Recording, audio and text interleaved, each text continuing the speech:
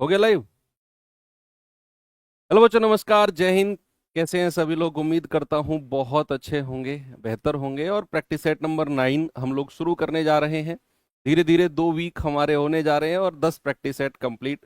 कल का जो प्रैक्टिस सेट हुआ उसने काफी अफरा तफरी मचाई मार्केट में। और कमेंट के द्वारा मुझे पता चला कि काफी बच्चे रुस्ट हुए कि बहुत टफ पेपर या बहुत टफ प्रैक्टिस सेट आप करा रहे हो सर, सीजीएल लेवल करा रहे हो, ये और वो।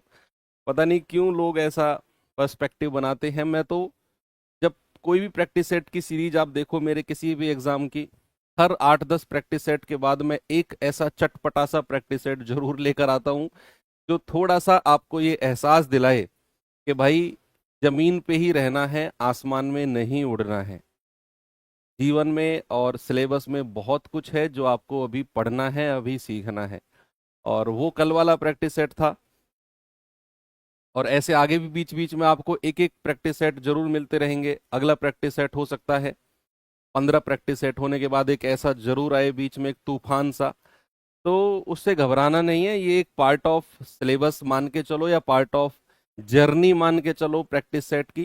पूरे 40 प्रैक्टिस सेट की सीरीज में 3 से 4 या 5 प्रैक्टिस सेट में ऐसे दूंगा आपको जो वास्तव में अच्छे लेवल के होंगे। एक हो चुका है और मैं ये बताऊंगा भी नहीं कि वो कौन सा प्रैक्टिस सेट है। वो आप खुद अंदाजा लगा लोगे जैसे कल वाले प्रैक्टिस सेट का आपने लगाया। लेकिन वो लेवल थोड़ा सा तैयार करके रखो। मैं ये नहीं कहता हूँ कि वही लेवल एग्जाम में आएगा। हाँ, ये है कि अगर आपने उसमें से 20 क्वेश्चन पढ़े और उसमें से 15-16 क्वेश्चन अच्छे लेवल के थे, ठीक है, आपने 15 क्वेश्चन अच्छे लेवल के एक साथ पढ़ लिए। आपका जो एग्जाम आएगा उसमें मान लो अगर 25, 26, 27 क्वेश्चन पूछे गए तो उसमें से 4, 5, 6 क्वेश्चन तो जरूर डेफिनेटली अच्छे लेवल के होंगे। तो उन 5, 6, 7 सवाल के लिए भी हमें तैयार रहना है। चलो आज का प्रैक्टिस सेट वही इजी टू मॉडरेट पढ़ते हैं। उससे पहले ये कल का होमवर्क क्वेश्चन है बच्चा। 3 पाइप एबीसी को एक साथ खोलने पर यह किसी खाली टंकी को 30/7 घंटे में भर देता है। ए और बी भरने वाले पाइप हैं जबकि सी खाली करने वाला है। ए टंकी को 15 घंटे में भर सकता है, सी टंकी को 12 घंटे में खाली कर सकता है, बी कितने समय में भरेगा? देखो, उसने बोला है कि अगर ए बी सी पाइप खुले रहे तो टंकी जो है वो 30/7 घंटे में भर जाएगी। ए और बी भरने वाले हैं, सी खाली करने वाला है। कह रहा ए अकेला 15 घंटे में भर सकता है और सी खाली करने वाला है, तो अकेला 12 घंटे में खाली कर सकता है। सी के ऊपर मैंने माइनस का साइन इसलिए लगाया ताकि वो पता रहे कि ये खाली करने वाला है और इसकी क्षमता माइनस में होगी। तो 30, 15 और 12 का एलसीएम कितना हो गया? 60। 12 पंजे 60 माइनस का 15 चौकू 60, 30 दूनी 60 और 2 की साथ में गुणा करेंगे तो कितना आ जाएगा? 14, है ना भाई? 30 दूनी 60, 60 को 30 से भाग करो 2 आएगा और 2 की 7 में गुणा कर दो 14 आ जाएगा। अब हमें पता है कि ए प्लस बी प्लस सी की क्षमता कितनी है मेरे भाई? 14। ए की कितनी है? 4। सी की कितनी है? -5। ठीक है, सी की कितनी है? -5। तो आप जरा मुझे बताओ, मैं बी की वैल्यू क्या रख दूं कि मुझे 4 + b - 5 करके मुझे 14 मिल जाए? जल्दी से बताइए। आप कहोगे सर 4 - 5 कितना होता है? -1। तो अगर मैं b की वैल्यू को कितना रख दूं? अगर मैं b की वैल्यू को 15 रख दूं, अगर मैं b की वैल्यू को 15 रख दूं, तो मुझे पता चलेगा कि 15 और 4 19, 19 में से 5 गया, हमें 14 मिल जाएगा।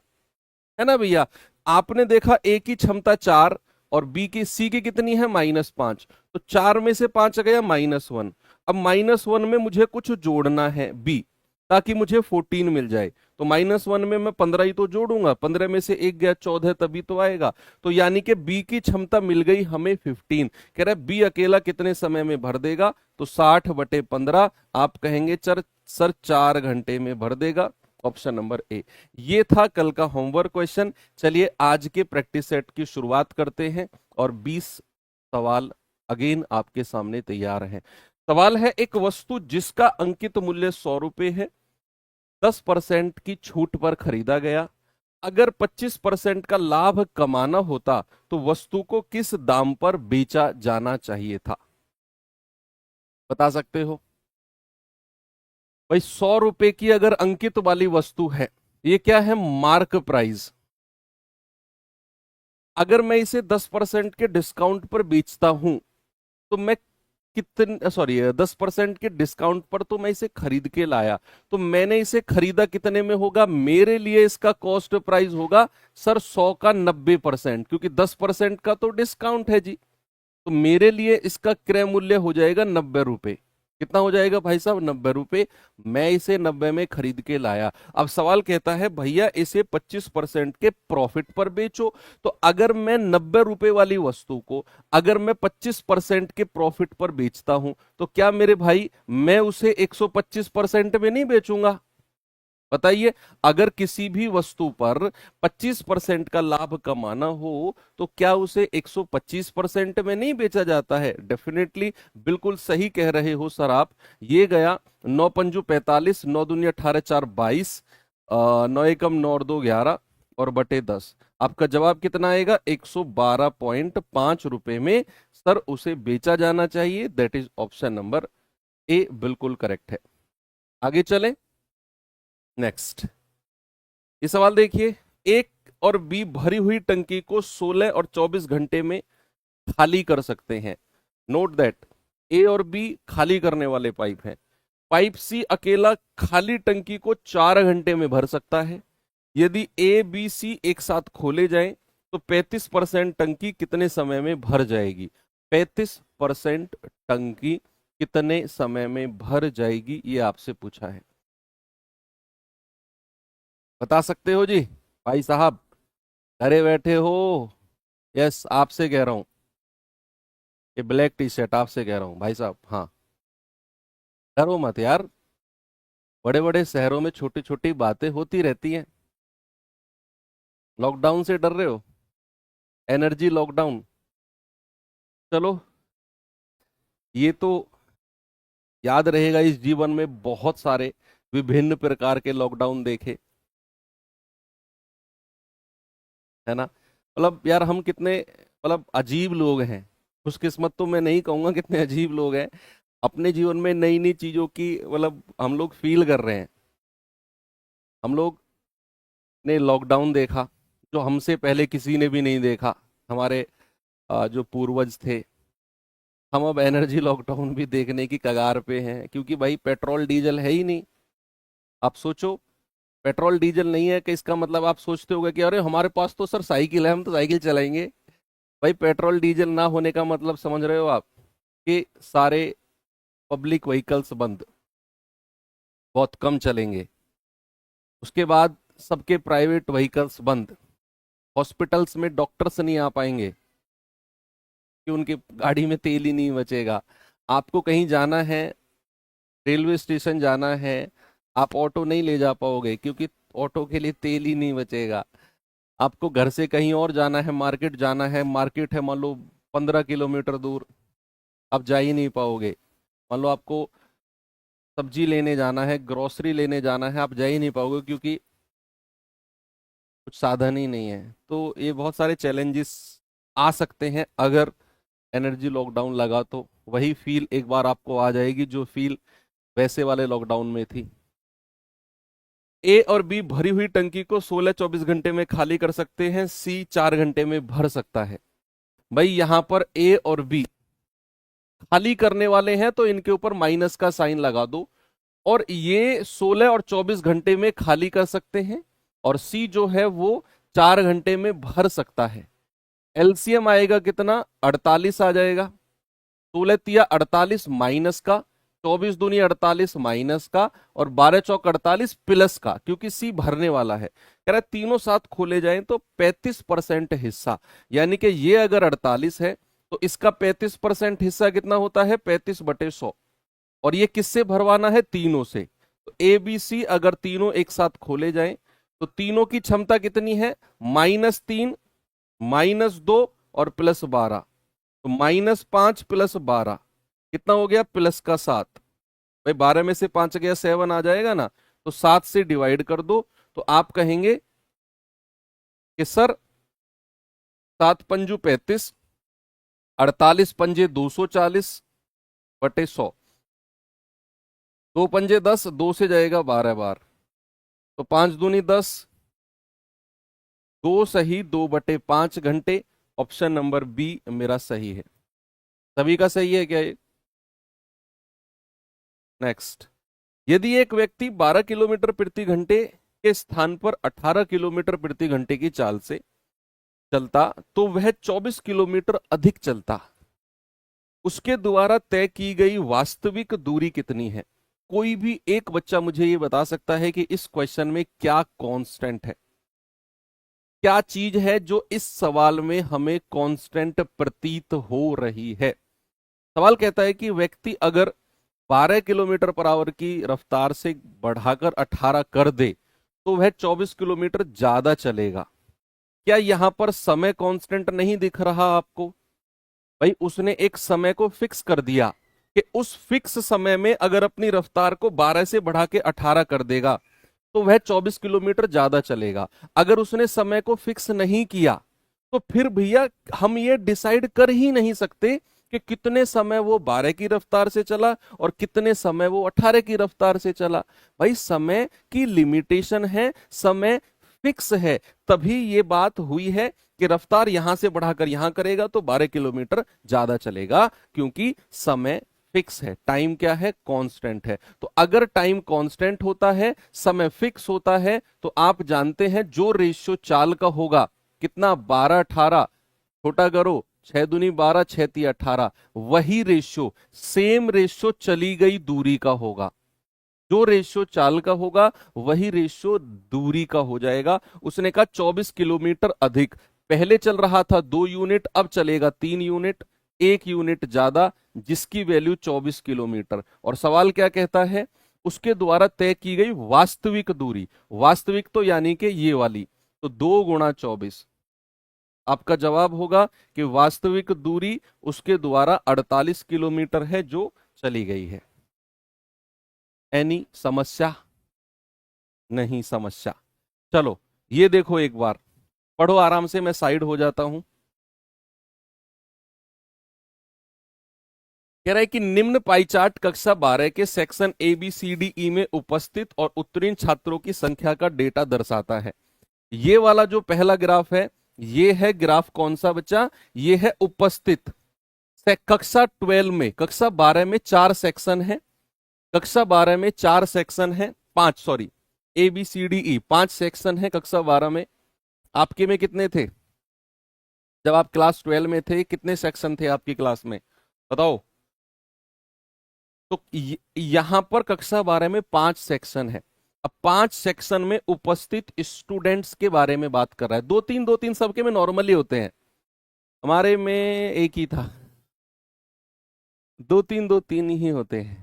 ठीक है, तो यहां पर उपस्थित लोग कितने हैं? 1800। और इन उपस्थित में से पास कितने लोग हुए हैं? केवल 800। ये जो पाई चार्ट दिया हुआ है, डिग्री चार्ट दिया हुआ है, ये 1800 लोगों का है। ये जो डिग्री चार्ट दिया हुआ है ये 800 लोगों का है। ये सेक्शन के अलग अलग कलर हैं, ये सेक्शन के क्या है? अलग अलग कलर हैं।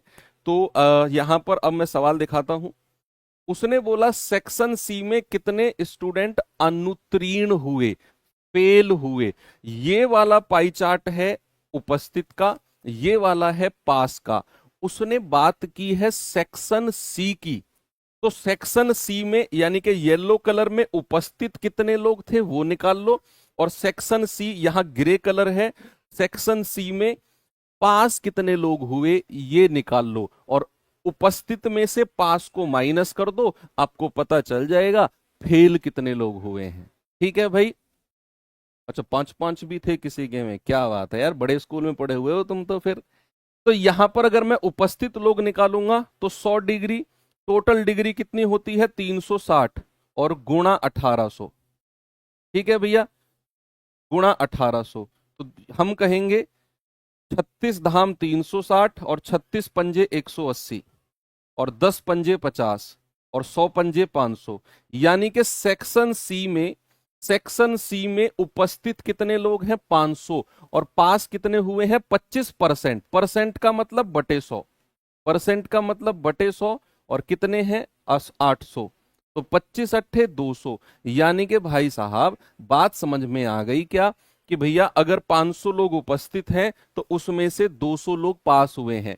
अगर 500 लोग उपस्थित हैं तो उसमें से 200 लोग पास हुए हैं। उसने कहा फेल कितने लोग हुए, अनुत्तीर्ण कितने लोग हुए। तो अगर मैं फेल की बात करूंगा तो आप कहेंगे सर उपस्थित 500 लोग हैं।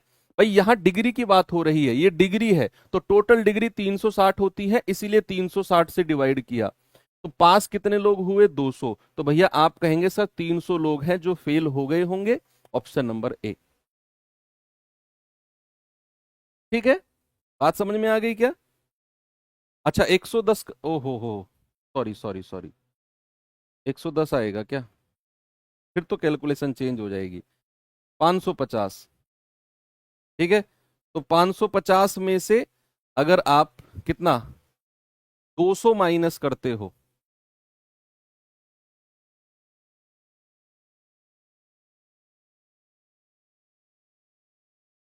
अच्छा फिर यहां पर ए बी सी, तो यहां पर ए बी सी डी ई,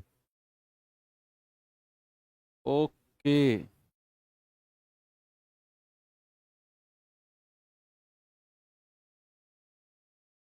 550 में से अगर 200 जाएगा तो 350 आएगा ना।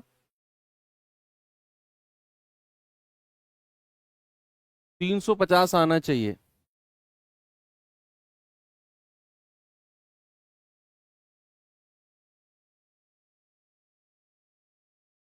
फिर ये वाला सी होगा क्या?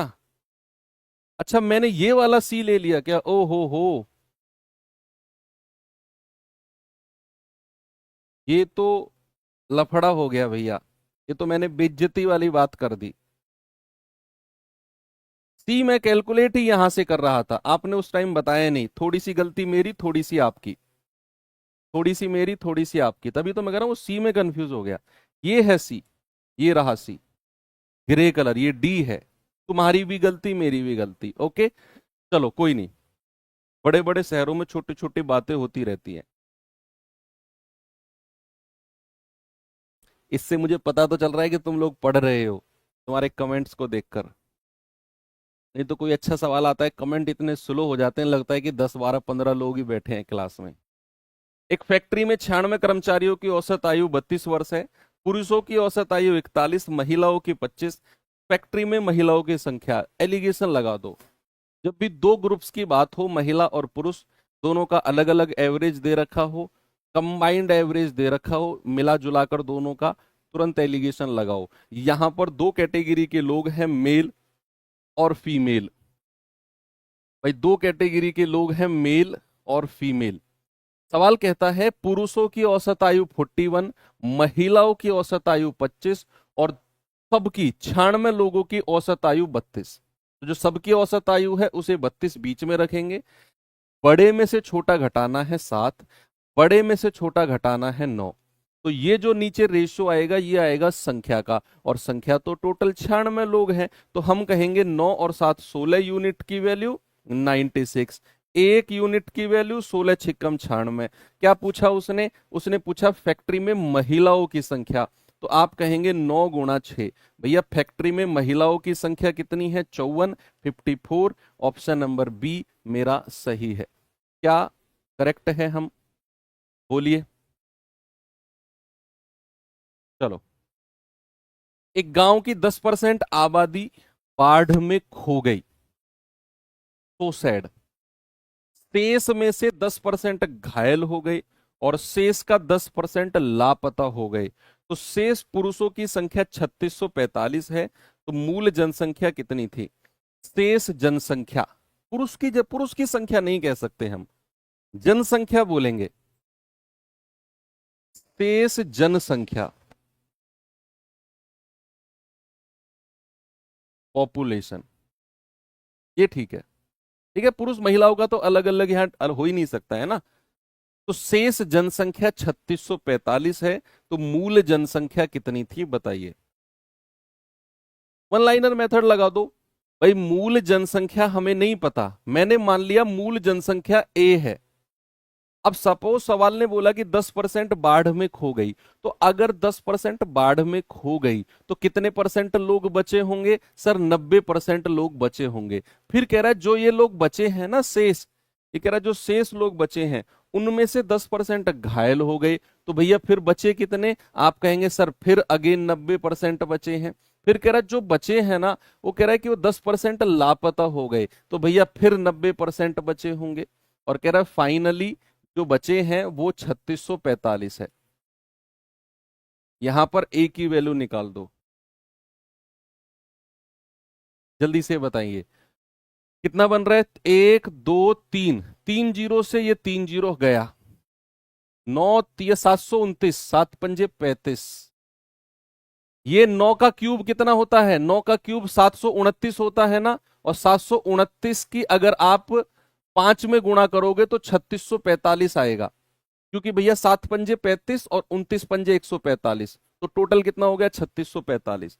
9 का क्यूब आप या तो एक एक 9 9 करके काटो, या मैंने कहा 9 गुणा 9 गुणा 9 729 होता है, और उसको 5 से गुणा करेंगे तो 3645। अब नीचे कितनी जीरो है? केवल 3, उधर जाकर मल्टीप्लाई हो जाएंगी, तो भैया मूल जनसंख्या कितनी मिल गई? मूल जनसंख्या मिल गई 5000। ऑप्शन नंबर बी मेरा सही है।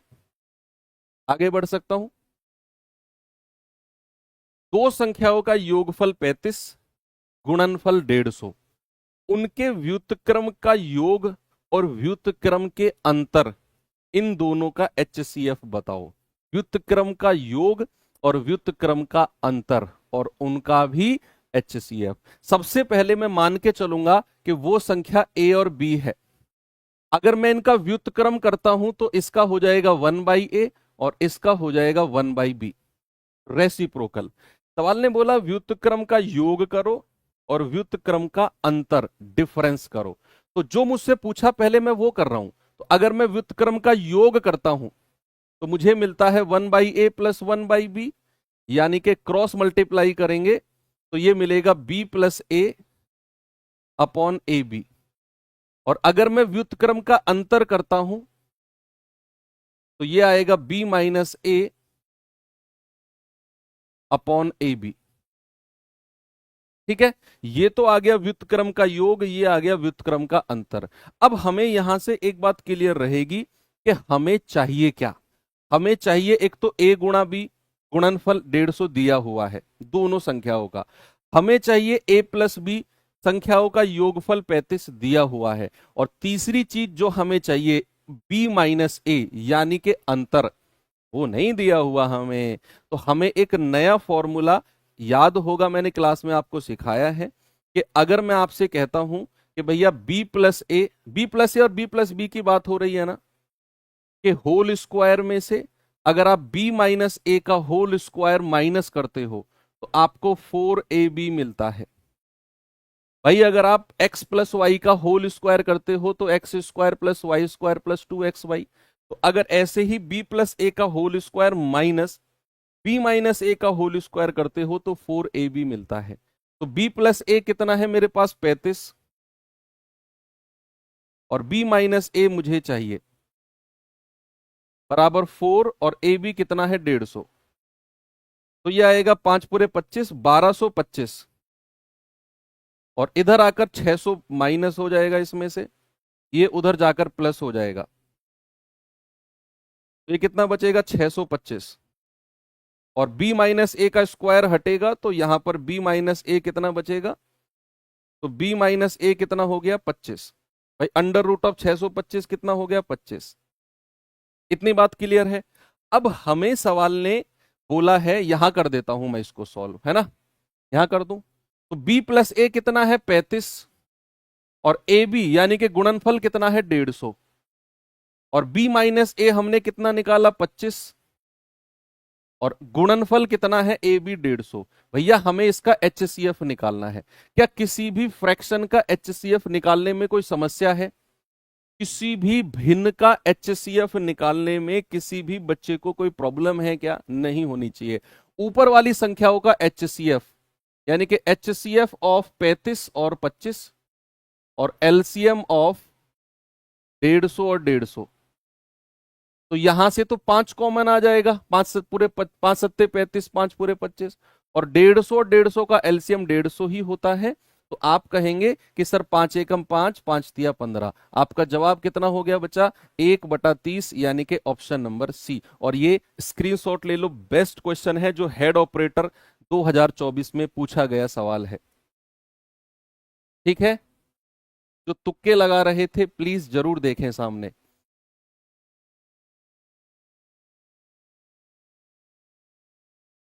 चलें आगे। नेक्स्ट कह रहा है कि एक आदमी रेलगाड़ी द्वारा 80 किलोमीटर प्रति घंटे की चाल से 1200 किलोमीटर की दूरी तय करता है। जहाज द्वारा 40 किलोमीटर प्रति घंटे की चाल से 1600 किलोमीटर, हवाई जहाज द्वारा 400 की रफ्तार से 1000 किलोमीटर, और कार के द्वारा 50 किलोमीटर की रफ्तार से 200 किलोमीटर जाता है। एवरेज स्पीड बता दो। जितना बड़ा सवाल दिखने में लग रहा है, टफ बिल्कुल भी नहीं है। अगर होता तो मैं ईमानदारी से बता देता, क्योंकि यहां उसने औसत चाल पूछी, और औसत चाल हम सभी जानते हैं, टोटल डिस्टेंस, कुल दूरी बटे कुल समय, टोटल टाइम। एवरेज स्पीड का मतलब क्या होता है मेरे भाई?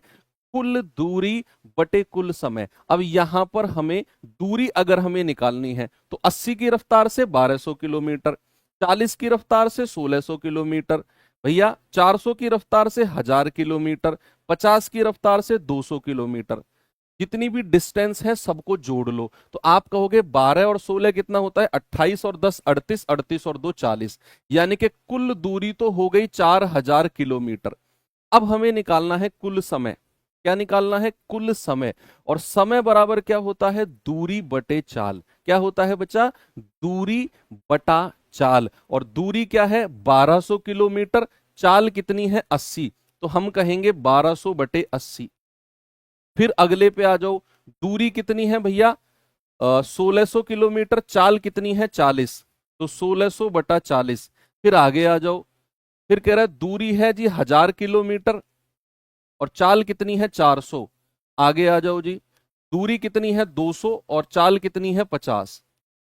दूरी बटे चाल करके हमने क्या निकाल दिया? समय निकाल दिया, और सबको जोड़ते चले गए, कुल समय आ गया। क्या ये छोटी सी कैलकुलेशन करने में आपको टफ लग रहा है सवाल? अगर टफ लग रहा है तो फिर अभी आपको बहुत मेहनत की जरूरत है भैया। ये जाएगा पूरा 15 बार, ये जाएगा पूरा 40 बार, ये जाएगा पूरा 8 बार, 4 बार सॉरी, 50 चौके 200, और ये जाएगा 20 दूनी 40, 20 पंजे 100, यानी कि 2.5, 2.5 बार। तो कितना आ गया? 4000 बटे 15, और 40 55, और 4 59, 59 और 2 61.5। ये कैलकुलेट कर लो, आपका जवाब आ जाएगा। ठीक है, पॉइंट हटाएंगे 0। 5 एकम 5, 1, 5 दूनी 10, 5 तिया 15, 5 या 40, 8000। कैलकुलेट करना जरा, कितना आएगा? 12 सत्ते 84, ज्यादा हो जाएगा। 12 छिंग 72। तो अगर मैं 6 से जाता हूं तो कितनी बार जाएगा ये भाई? 623 छिक्के कितना होता है? 138, 738। आगे कितना बचेगा? 62 और 0। तो 12 पंजे 60। ये लगभग 5 बार जा रहा है क्या? अप्रोक्सीमेट 5 बार। तो ये 123 से जब मैंने 8000 को काटा तो लगभग 65 बार गया। एक ही ऑप्शन है जो 65.04 दे रहा है, यानी कि ऑप्शन नंबर डी मेरा सही है। सभी का आ रहा है क्या? आगे बढ़ सकता हूं?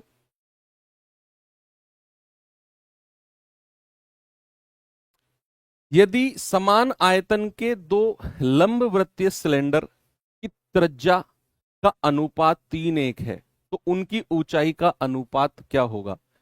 अब उसने, ये जेल ऑर्डर में आया हुआ सवाल है, उसने बोला बराबर आयतन, वॉल्यूम बराबर है, दो सिलेंडर हैं, दो बेलन है, तो सिलेंडर 1 सिलेंडर 2।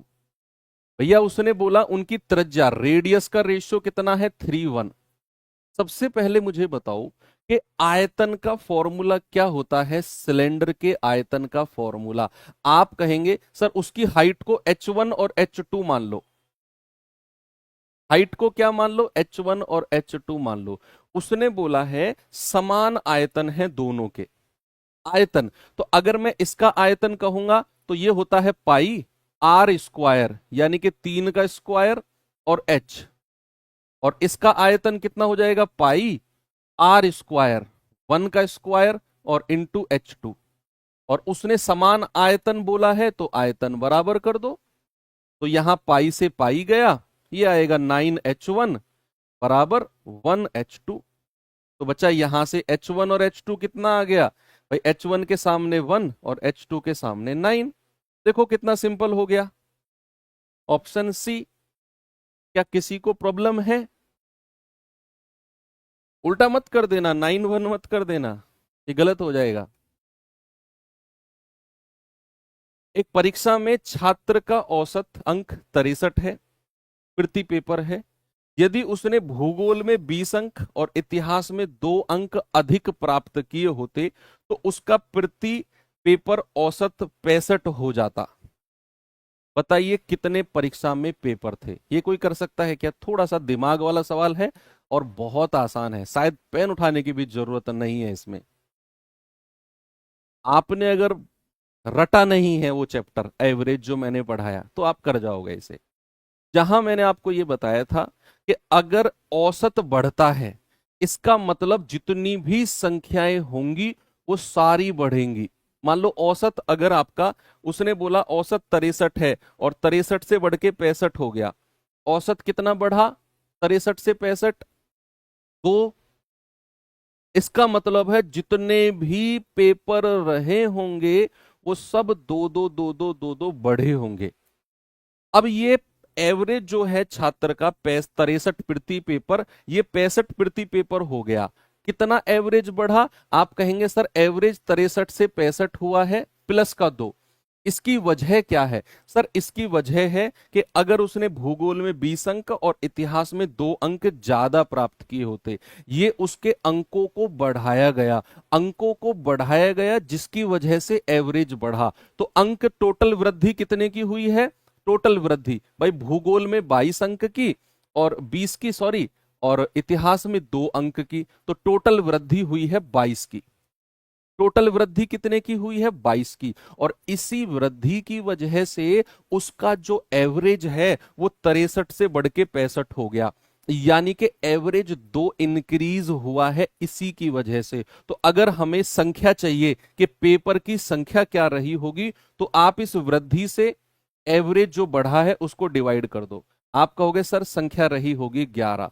कितनी संख्या रही होगी? 11 पेपर रहे होंगे। बात क्लियर है? भाई मैंने डिवाइड क्यों किया? क्योंकि बेसिक चीज आप जानते हैं, योग बराबर क्या होता है? एवरेज मल्टीप्लाई बाई संख्या, यही होता है ना। तो संख्या हमें निकालनी है, एवरेज में कितने की वृद्धि हुई? 2 की। तो 2 गुणा संख्या बराबर योग कितना है? 22। मैंने क्या किया, मैंने यहां पर संख्या निकालनी थी तो मैंने योग बटा एवरेज कर दिया। तो योग कितना है? 22। और एवरेज कितने की वृद्धि हुई? 2 की। तो मैंने ये कर दिया, मुझे संख्या मिल जाएगी। आगे चले। साधारण ब्याज पर विभिन्न बैंक में निवेश किए गए टोटल 2 लाख रुपए 2 भागों में बांटे गए। एक पर 4% वार्षिक ब्याज की दर, दूसरे पर 6% वार्षिक ब्याज की दर। एक साल में ओवरऑल ब्याज 4.7% होता है। तो बताइए प्रत्येक बैंक में कितना पैसा जमा किया गया? कौन सा मेथड है? आपके अंदर से आवाज आ रही है कि यार ये मेथड लग सकता है। भाई 2 लाख को 2 भागों में बांटा, एक को 4%, दूसरे को 6%। एक साल बाद दोनों पे 4.7% ब्याज मिला। तो क्या मैं यहां एलिगेशन नहीं लगा सकता हूं? बिल्कुल लगेगा, दौड़ के लगेगा। भाई एक भाग को 4%, दूसरे भाग को 6%, और ओवरऑल जो एक साल में हमें ब्याज की दर मिली वो 4.7%। बड़े में से छोटा ये जाएगा 0.7, ये बड़े में से छोटा क्या बचेगा? 1.3। पॉइंट से पॉइंट हटा दो, रेशियो बचा 13:7 का, और यही रेशियो बटेगा 2 लाख में। ठीक है, तो हम कहेंगे 13 और 7 20 यूनिट की वैल्यू 2 लाख। 5 जीरो, 1 जीरो से 1 जीरो गया। 1 यूनिट की वैल्यू कितनी आएगी? 10,000। और 1 यूनिट की वैल्यू 10,000 है, तो 13 यूनिट की वैल्यू 1,30,000। 7 यूनिट की वैल्यू 70,000। आप कहेंगे सर 1,30,000 और 70,000।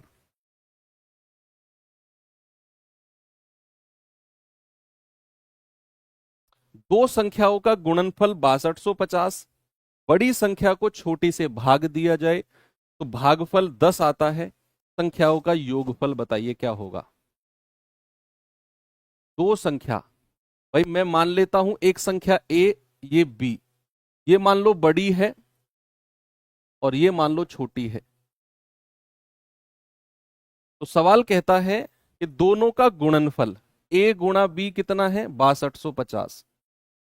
बात ये नहीं है, बात तो अगली लाइन में है।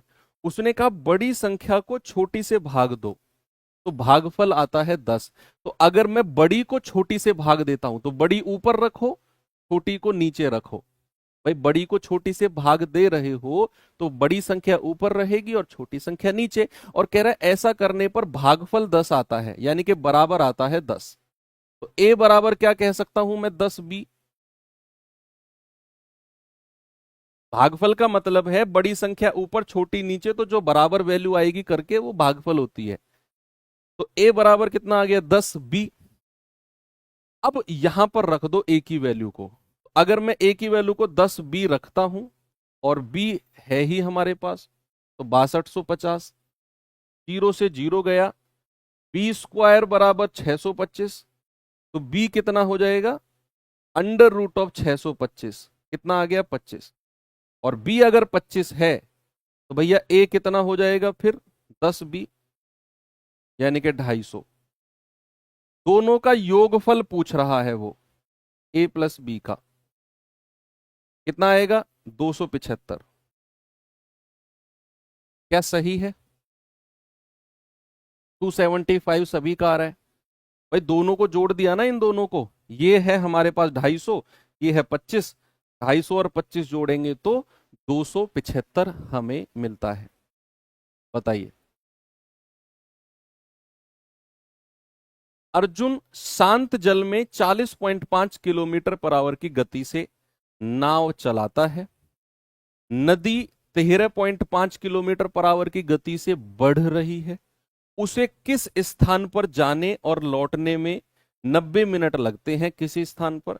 तो बताइए उस स्थान की दूरी क्या होगी? क्या जब नाव एक पॉइंट से दूसरे पॉइंट गई और वापस आ गई, कौन सा कॉन्सेप्ट लगेगा? एक व्यक्ति दौड़ता दौड़ता एक पॉइंट से दूसरे पॉइंट गया और वापस आ गया। कौन सा वो फॉर्मूला है समय चाल दूरी का जिसे मैं यहां पर यूज कर सकता हूं? बताइए। मैं भूल गया, मेरे दिमाग से निकल गया, तुम ही बताओगे मुझे अब।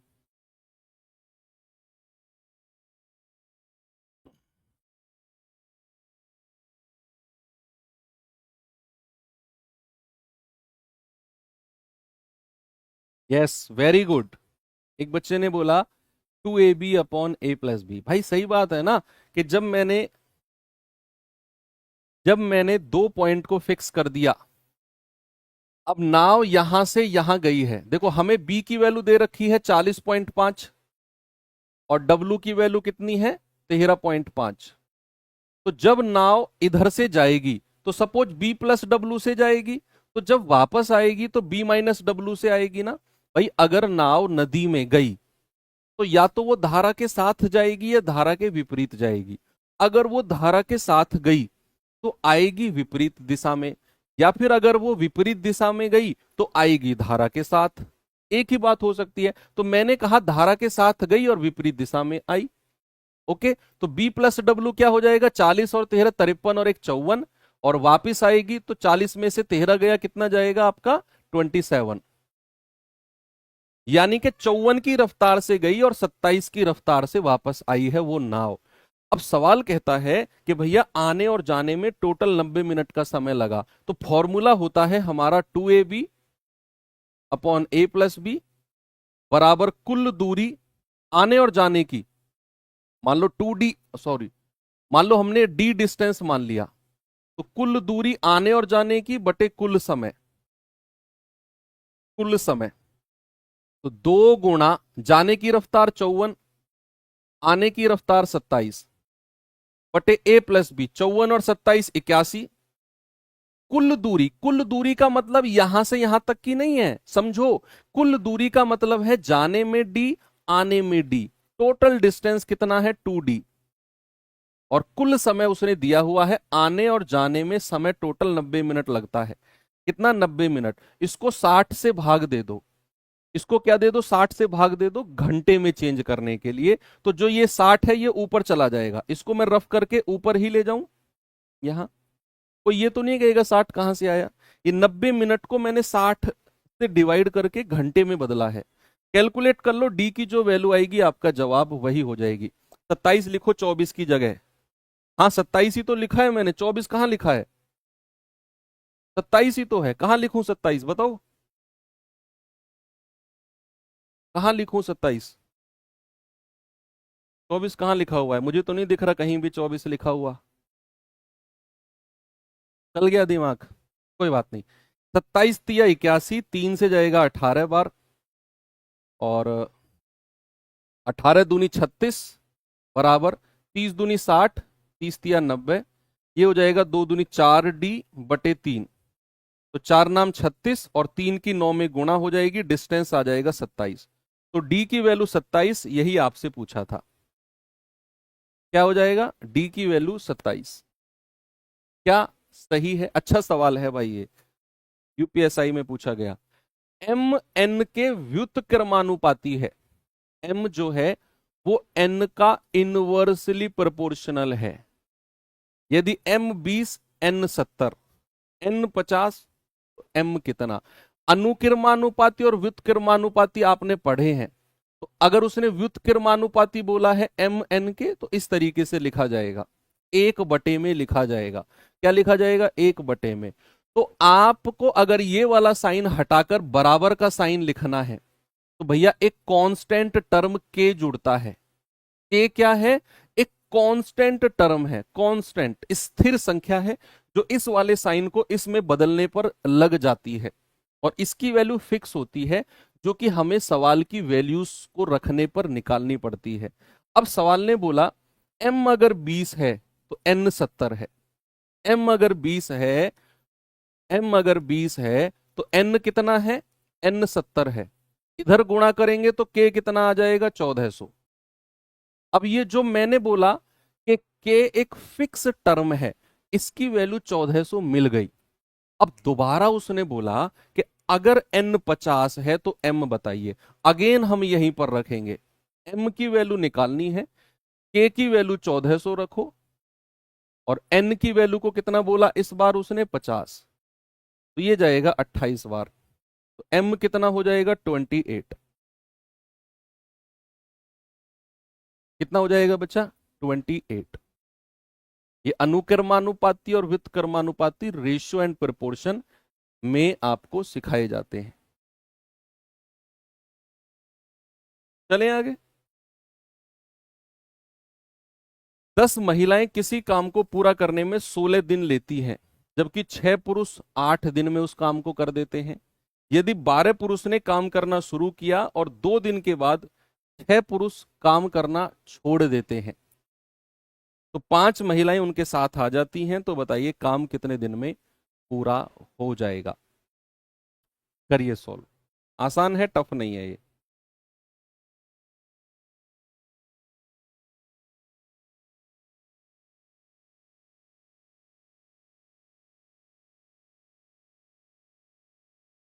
भाई 10 महिलाएं, 10 महिला, एक महिला की क्षमता को F मान लो और एक पुरुष की क्षमता को M मान लो। उसने कहा 10 महिलाएं, यानी कि 10 फीमेल किसी काम को 6 दिन में कर देंगी, वही काम 6 पुरुष कितने दिन में? 8 दिन में। तो क्या यहां से महिला और पुरुष की क्षमता का रेशो निकाल सकते हो आप बड़े आराम से? 6 से 6 गया, 2 पंजो 10, 2 चौको 8। तो एम और एफ का रेशियो कितना आएगा भाई? पुरुष के सामने 5 और महिला के सामने 4। अब जैसे ही हमें पुरुष और महिला की क्षमता पता चली, हम क्या निकालेंगे? हम निकालेंगे टोटल वर्क, कुल काम। और कुल काम कैसे आएगा? या तो महिला की क्षमता को यहां रखो या पुरुष की क्षमता को यहां, किसी से भी सेम आएगा। मैं 4 यहां रखता हूं, तो 4 अगर मैंने यहां रखा तो 10 चौक 40 गुणा 6, ये ओरिजिनल वाला। तो टोटल वर्क आ गया 240। कितना आ गया? 240। सवाल कहता है कि 12 पुरुष ने काम करना शुरू किया और 2 दिन के बाद 6 पुरुष काम छोड़कर चले गए। तो 12 पुरुष ने 2 दिन में कितना काम किया है? 12 पुरुष ने 2 दिन में कितना काम किया? तो m की जगह 5 रखेंगे, 12 पंजे 60 गुणा 2, 120। अब रिमेनिंग काम कितना बचा है शेष? आप कहेंगे 240 टोटल था, 120 हो चुका है। 12 पुरुष ने 2 दिन काम किया सवाल के अकॉर्डिंग। m की वैल्यू 5 रख दो, तो 12 पंजे 60 गुणा 2, भैया 120 यूनिट काम और बचा है। 120 यूनिट काम और बचा है। अब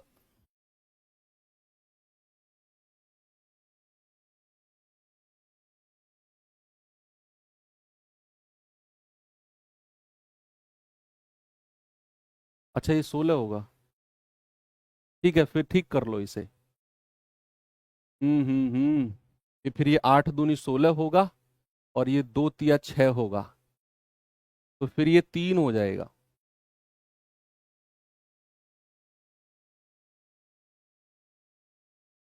अरे अरे अरे, 10 फीमेल किसी काम को 16 दिन में, तो 6 मेल उसी काम को 8 दिन में। 8 दूनी 16, 2 तिया 6। तो मेल और फीमेल, मेल के सामने 10, फीमेल के सामने 3। फिर टोटल वर्क चेंज हो जाएगा। तो फीमेल 10 तिया 30 गुणा 16, 480। तो 12 मेल ने 2 दिन काम किया, तो 12 गुणा 10 गुणा 2, 120 दूनी 240। तो 480 माइनस 240, तो काम कितना बचा? 240। अब कह रहे हैं कि भैया 2 दिन के बाद 6 पुरुष काम छोड़कर चले गए और 5 महिलाएं आ गई। तो 12 पुरुष में से 6 पुरुष चले गए, तो 6 पुरुष बचे होंगे, और 5 महिलाएं आ गई, तो प्लस 5 फीमेल। तो m की जगह 10, f की जगह 3 रखो, तो 10 छिक्के 60 प्लस 5 तिया 15, कितना आ गया? 75। अब जो काम होगा वो 75 की क्षमता से होगा, तो 240 बटा 75 कर दो। जल्दी से बता दो कितना आएगा। आप कहेंगे 15 5 75, 15 एकम 15, 15 छिक्के 90, तो 16/5 दिन में अब काम पूरा होगा। और टोटल टाइम पूछा है शायद उसने, ठीक है, उसने पूछा है टोटल टाइम कितने, टोटल काम कितने दिन में पूरा होगा। उसने शेष वर्ड यूज नहीं किया। तो जो बच्चे शायद गलती कर गए, कुछ कुछ गलती कर गए हो आप लोग जल्दबाजी में, आपने 16/5 निकाला है शेष काम को करने का समय, उसने पूछा है टोटल टाइम, तो ये 2 दिन भी इसमें जुड़ जाएगा। तो आपका जवाब आएगा 16/5 प्लस 2, 5 दूनी 10 और 16 26/5। तो आपका जवाब कितना आएगा? 26/5, ना कि 16/5। ये आप शायद गलती कर गए हो। ऐसे कितने बच्चे हैं, थम्स अप करके बताओ, जो इस सवाल में गलती कर गए? मैंने तो थोड़ी कैलकुलेशन में करी, आप तो सीधा आंसर में ही कर गए। क्यों? उसने टोटल काम को करने का समय पूछा था। चलिए आसान आसान से क्वेश्चन कर लेते हैं। एक निश्चित राशि पर पहले 2 वर्ष के लिए साधारण ब्याज और चक्रवृद्धि ब्याज के बीच अंतर 1280 है। दोनों मामलों में ब्याज 25% है। मूलधन बताओ। 2 साल के सीआई और एसआई का डिफरेंस का फॉर्मूला जानते हैं आप क्या? R/100 बराबर अंडर रूट में D/P। क्या यही फॉर्मूला होता है जब हमें 2 साल के सीआई और एसआई का अंतर हो? बोलो।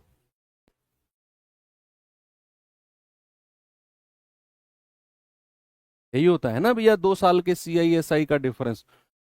तो आर कितना है? रेट। तो 25/100 बराबर अंडर रूट में डिफरेंस कितना है 1280, और मूलधन यानी कि प्रिंसिपल हमें निकालना है। 25 एकम 25, 25 चौके 100। इधर से अगर मैं रूट हटाता हूं तो इधर वर्ग बन जाता है, 4 चौक 16, 1280 बटे पी।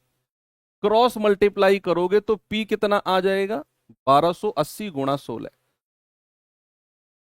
0 16 128, 16 दूनी 32 और 12 44, 16 कम 16 4 20।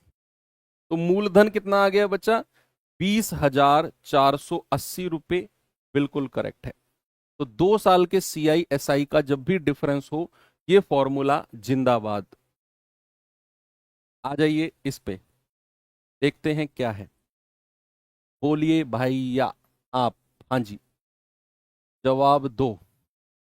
दी गई तालिका 6 वर्षों में 1924 में कंपनी 1 2 3 4 5 पेंसिल की बिक्री को दर्शाती है। ये कंपनी है 2 3 4 5, और ये अलग अलग वर्ष हैं।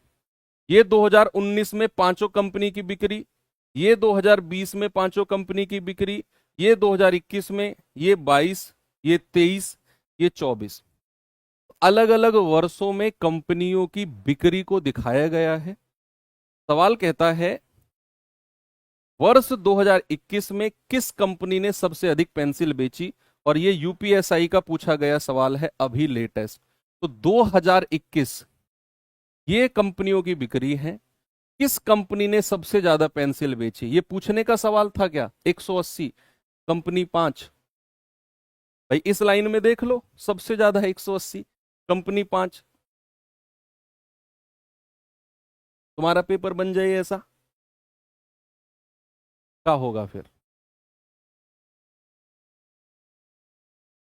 और लोग कह रहे हैं कि अंकित सर ने बहुत हाई कट ऑफ लगा दी यूपीएसआई की, जो कल वीडियो बनाई थी। भैया जब पेपर ऐसा आएगा तो क्या करें, हम अपनी तरफ से थोड़ी कट ऑफ बनाते हैं, या हम जो बनाते हैं वही कट ऑफ वो मान लेते हैं। हम तो वो कट ऑफ बनाते हैं जो डेटा के अकॉर्डिंग और पेपर के अकॉर्डिंग बनती है। अब वो ज्यादा बने कम बने डिपेंड करता है। इतने आसान पेपर आएंगे तो कट ऑफ तो ऊपर जाएगी ना। सॉल्व करो, आसान सा सवाल है ये तो। ऊपर तो 2x+3 है, इसको सॉल्व कर लो पहले। इसको 18/3 कितना होता है, 6 गुणा 4 + 2, है ना भाई। 18/3 होता है 6, 6 की 4 में गुणा करेंगे, 2 जोड़ दो, तो ये आ गया 26। इसको जोड़ेंगे 12 तिया 36, और उसमें 5 जोड़ेंगे, तो यहां से कितना आ गया 41। ये आ गया 4/2 2, और 2 की 2 में गुणा करेंगे, कितना आ गया 4। तो क्या मिला, 2x+3/26 बराबर 41/4। 2 दूनी 4, 2 से जाएगा 13 बार। क्रॉस मल्टीप्लाई करो, 4x+3 दूनी 6, 13 की गुणा करेंगे, 13 चौके 52 और 1 53। तो यहां से 4x कितना हो जाएगा, ये 6 माइनस कर दो, 527 हो गया। तो यहां से x बराबर कितना होगा, 527/4। कितना आएगा 13, 131 पॉइंट समथिंग। ये रहा ऑप्शन नंबर बी। सभी का आ रहा है क्या, 131.75। लॉक कर दें। किसी आयताकार मैदान की चौड़ाई इसकी लंबाई का 60% है। चौड़ाई जो है वो लंबाई का 60% है। कह रहे मैदान का परिमाप 800, क्षेत्रफल बताओ। भाई अगर मैं लंबाई चौड़ाई का रेशियो पूछूं, उसने बोला जो चौड़ाई है लंबाई का 60%। लंबाई अगर 100 है तो चौड़ाई कितनी है 60। 20 तिया 60, 20 पंजो 100। ये अनुपात है। क्या मैं इसको 5R और 3R कह दूं। किसी भी रेशियो को ओरिजिनल संख्या जब आप मानते हो, आर लगा देते हो। उसने पैरामीटर यानी कि परिमाप दे रखा है, पेरीमीटर, तो वो होता है 2L+B। 5 3 8 दूनी 16R बराबर 800। तो 16 पंजू 80, तो R बराबर कितना हो गया 50। अब R बराबर 50 है तो लंबाई कितनी हो जाएगी, 50 रखो 250, और 50 तिया 150। ओके। एरिया कितना हो गया, लंबाई गुणा चौड़ाई, 250 गुणा 150। ये 2 जीरो यहां रखो, 15 5 75, 15 दूनी 30 और 7 37, यानी कि 37,500 रुपए। ऑप्शन नंबर डी मेरा सही जवाब है। सिंपल था। चलिए लास्ट क्वेश्चन करते हैं आज का, और अच्छा सवाल है। 1 लीटर 750 ml और 650 ml 3 दूध की बोतल हैं, जिनमें दूध का परसेंटेज 45, 50 और 60% है। एक ही कंटेनर में खाली कर दिए गए, तो मिश्रण में दूध का प्रतिशत। एवरेज मेथड लगा दो। एवरेज मेथड कैसे? 1 लीटर को मैं 1000 ml कह सकता हूं, फिर 750 ml, फिर 650 ml। 3 कैटेगरी बनाई, अनुपात ले लो। 5 से जाएगा 20 बार, 5 से जाएगा 15 बार, और 5 से जाएगा 13 बार। आपने क्या किया, जो क्वांटिटी थी अनुपात ले लिया। अब पहले वाले में दूध कितना है, 45%, दूसरे वाले में 50%, और तीसरे वाले में 60%। क्या एवरेज में आपने ये चीज सीखी कि अगर हमें संख्या का रेशियो दे रखा हो, उनका एवरेज दे रखा हो, तो मल्टीप्लाई करके योग निकाल दो और डिवाइड कर दो टोटल संख्या से। तो सबसे पहले हम क्या करेंगे, योग निकालेंगे। ये आ गया 900, ये कितना आ गया, 15 5 75, 750, ये कितना आ गया, 13 6 78, 780।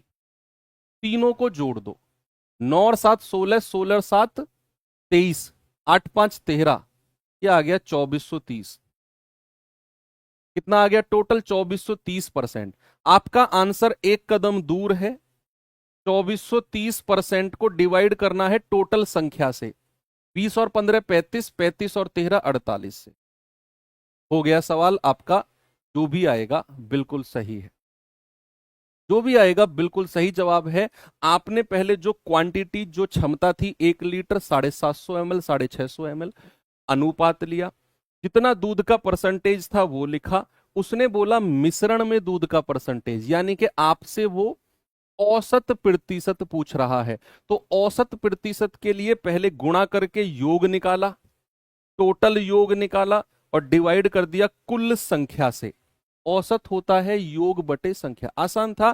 तो 48 पंजे 240 होता है, बचेगा 3, यानी कि 50 पॉइंट समथिंग। एक ही ऑप्शन है जो 50 पॉइंट समथिंग है, 625। क्या बात सही है? 50.625। चलिए ये आज का होमवर्क क्वेश्चन है बच्चे। आज का क्वेश्चन पेपर को कोई नहीं बोलेगा कि बहुत हार्ड था। 20 क्वेश्चन में 5 से 6 क्वेश्चन ऐसे थे जो मैंने अच्छे लेवल के रखे। बाकी 13 से 15 क्वेश्चन ऐसे हैं जो इजी टू मॉडरेट थे। आप अगर ये चाहते हो कि 20 के 20 आसान कराओ, सर यूपीएसआई आसान आया था, हमारा भी आसान आएगा, हम डिमोटिवेट हो रहे हैं, मॉरल डाउन हो रहा है, आप बहुत हाई लेवल करा रहे हो, तो मैं केवल आज 5 क्वेश्चन, मैं खुद पेपर सेट करके 5 क्वेश्चन लेकर आया हूं जो अच्छे लेवल के थे, और वो मैं लेकर ही आऊंगा। आपको भाई अच्छा लगे बुरा लगे, क्योंकि जो चीज अच्छे के लिए होती है थोड़ी सी परेशान तो वो करती है। आप अगर ये चाह रहे हो कि मैं 40 के 40 प्रैक्टिस सेट ऐसे करा दूं जिसमें आप 20 के 20 क्वेश्चन रोज करके जाओ मेरे पास से, और ऐसे बाजुओं को करके जाओ कि मैथ्स में तो अहम ब्रह्मास्मि, मुझसे बेहतर कोई है ही नहीं। 40 प्रैक्टिस सेट करने के बाद पता चलेगा किसी ने कुछ हल्का सा सवाल पूछ लिया, हुआ ही नहीं, यार क्या पढ़ाया मास्टर ने 40 प्रैक्टिस सेट में, हमसे तो ये सवाल नहीं हो रहा। तो भाई मेरी जिम्मेदारी है, आपको अच्छा लगे बुरा लगे, आपको हर लेवल के लिए जो एग्जाम में बन सकता है उसके लिए तैयार करके भेजना। जो लोग बिल्कुल कॉन्फिडेंट हैं कि मैं इस बार सिलेक्शन लूंगा, वो पढ़िए। जिनको ये है कि आसान आसान चीज पढ़ रही है, तो यूट्यूब पर दुनिया आसान आसान चीज पढ़ाकर अपने फॉलोवर बढ़ा रही है, अपने व्यूज बढ़ा रही है। आप वहां से अपना कॉन्फिडेंस बूस्ट कर सकते हैं। Thank you, have a good day, जय हिंद।